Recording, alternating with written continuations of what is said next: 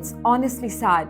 An Indian tourist was caught red-handed stealing rupees 1 lakh worth of stuff from a Target in Illinois, and the body cam rollout has everyone talking.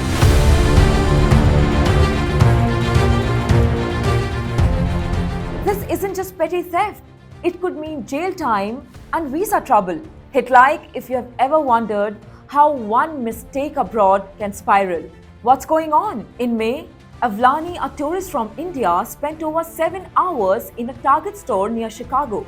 She allegedly loaded a cart with unpaid goods totaling around $1,300, rupees 1.1 lakh, before being detained by store security.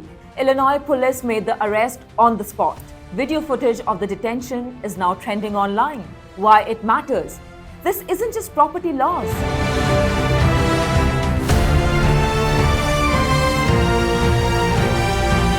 In US law, shoplifting over $100 can be felony theft, leading to serious consequences like criminal records, civil penalties, and even deportation. Stores often use civil demand letters, police reports, and body cam footage to build their case. For tourists, this means immediate arrest, booking, and possible visa revocation. On Reddit and Twitter, reactions are strong. Is she broke, or did she think she wouldn't get caught? 7 hours in the store?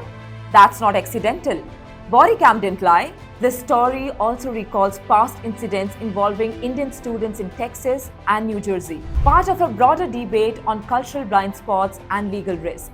What to do if you are visiting or study? Stay alert.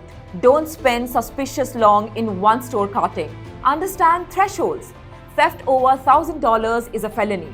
If detained, remain calm, request a lawyer, and follow the legal process.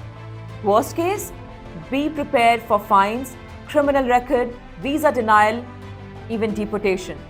If you have seen or experienced something similar, share what happened below.